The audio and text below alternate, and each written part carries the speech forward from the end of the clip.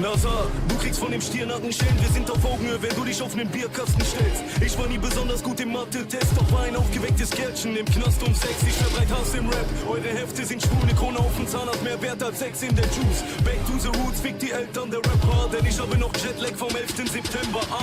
Das hier ist das Leben eines Hustlers. Das einzige, was mich hier aus der Bahn warf, ein Schaffner. Way Shake ist für mich ein Grundnahrungsmittel, um das zweitwichtigste nach deiner Mutter zu ficken. Zu sie Lutscher, die spitten, ich fick Rap in Arsch. Im Boxershort seh ich aus wie ein Wrestling-Star.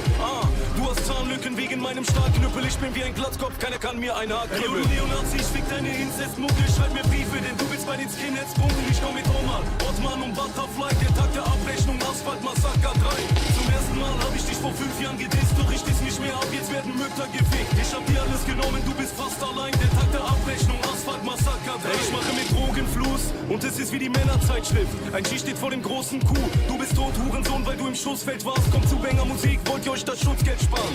Gangster-Rap, hier geht es nicht um Bitches und Models, sondern viel eher darum, wer hat die dicksten Cojones. Und was deutsche Rapper machen im Internet sind Bitch-Moves wie Bewegungen von Kitty Cat. Rapper, die sich nach dem Pissen die Hände nicht waschen. Kein Cent in der Tasche, ständig hängend an Flaschen. Typen, die nicht einmal ein Penner beachtet, machen jetzt auf Öko und sind endlich erwachsen. Spielen Rapper vor mir den harten Pusher. Was dann? Mach ich sie zu Madenfutter. Sie tragen Rucksack, ich mein diese Fotzen. Bass, Logarithm, ich rap auf dem Beat von Josness. Hey, yo, du Neonazi, ich fick deine Inzestmucke. Schreib mir Briefe, denn du bist bei den Skinheads-Punkten. Ich komm mit Omar, Ottmann und Butterfly. Der Tag der Abrechnung, Asphalt Massaker 3.